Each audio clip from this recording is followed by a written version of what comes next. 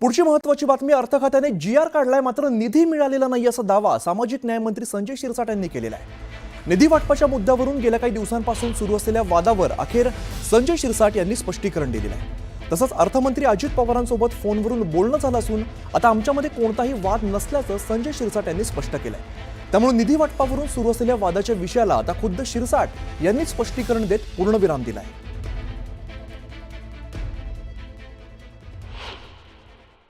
नाही, निधीची काही नाराजगी नाही। काल माझं अजितदादांशी सुद्धा कॅबिनेटच्या पहिले त्यांच्याशी भेटही झाली, त्यांच्याशी बोलणं झालं आणि त्यांनी मला आश्वासन दिल्याप्रमाणे काल त्यांच्या फायनान्सच्या जे काही OP गुप्ता आहेत त्यांना त्यांनी निर्देशही दिले।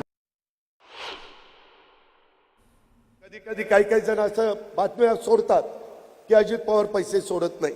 अरे पैसे सोडत नाही काय, माझ्या खिशात पैसे घेऊन बसलोय? शेवटी राज्य सरकारने अर्थसंकल्प सादर केल्यानंतर पैसे पहिल्या तिमाहीत आम्ही 20% सोडतो, दुसऱ्या तिमाहीत 40% सोडतो, तिसऱ्या तिमाहीत 60% सोडतो, नंतर 80% आणि शेवट महिन्यात 100%, अशा पद्धतीचं ते नियोजन असतं। फायनान्स डिपार्टमेंटने 60%चा GR काढलेला आहे, परंतु आणखीन ते निधी आलेला नाही। त्याच्यामुळं सर्वच मंत्र्यांची अशी अपेक्षा होती की अर्थमंत्री साहेबांशी बसावं, चर्चा करावी आणि एक सिस्टीम ज्याला म्हणतो आपण ते सिस्टीम लावण्याचा प्रयत्न करावा। आपण काल अजित पवारांनी पैसे घेऊन फिरतोय का? नाही, अजित दादा ते बोलले असेल, मिश्किलपणे बोलले असेल, परंतु आमची त्यांची 1 to 1 चर्चा झालेली आहे। तर इकडे महसूल मंत्री चंद्रशेखर बावनकुळे यांनी मंत्री संजय शिरसाट यांची भेट घेतलेली आहे।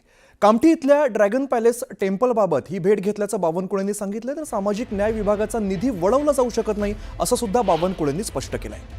बच्चू कडूंबाबत आपण आदरपूर्वकच बोललो असून मी आलो तर तडजोड करणार का असं विचारल्याचं बावनकुळेंनी स्पष्ट केलंय।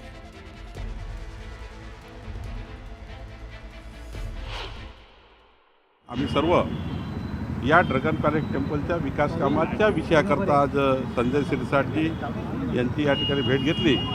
त्यामध्ये काही त्या टेम्पलच्या जागेसंबंधाने आणि काही डेव्हलपमेंट संबंधाने काही महत्त्वाचे विषय होते। त्या संबंधाने मी आज माननीय सुलेखाताई कुंभारेजी आणि मी दोघेही आलो होतो।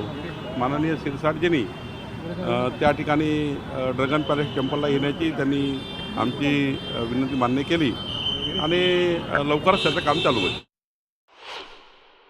बावनकुळे माझे चांगले मित्र आहेत।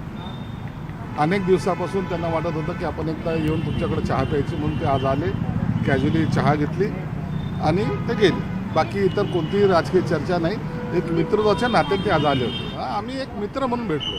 त्याच्यामध्ये सुलेखा कुंभारेचा एक त्यांच्या प्रोजेक्टचा विषय होता, त्या विषयासाठी त्यांना काही अधिकार द्यायचे होते आणि म्हणून आता मुख्यमंत्र्यांशी सुद्धा आम्ही पुढच्या आठवड्यामध्ये बावनकुळे साहेबांनी आम्ही चर्चा करणार आहोत आणि तो ड्रॅगन पॅलेसचा जो काही तो विषय आहे सुलेखा कुंभारेचा, तो सुद्धा मार्गी लावायचा।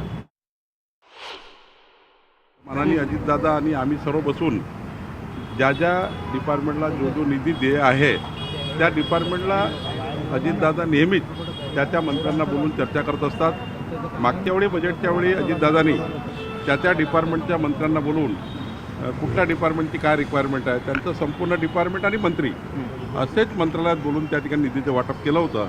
ही प्रक्रिया परंपरेपासून चाललेली आहे। त्यामुळे आता त्यांना वेगळं सांगायची गरज नाही। अजितदादा नेहमीच मंत्र्यांना बोलवतात आणि त्यांच्या विभागाला बोलवतात। लाडक्या बहिणीमुळे सरकारला निधी वाटप करणं अवघड झालंय अशी जाहीर कबुली मंत्री भरत गोगावले यांनी पंढरपुरात दिलेली आहे। पंढरपुरात विठुरायांच्या दर्शनासाठी गोगावले आलेले होते आणि अनेक वर्क ऑर्डर निघालेली कामं पण सुरू झाली नाहीत अशी माहिती त्यांनी दिलेली आहे। दरम्यान शिंदे मुख्यमंत्री असे तर कर्जमाफी झाली असती का असा प्रश्न सुद्धा त्यांना विचारण्यात आला आणि यावेळेला त्यांनी सगळी सोंग आणता येतात पण पैशाचं सोंग आणता येत नाही अशी प्रतिक्रिया दिली आहे।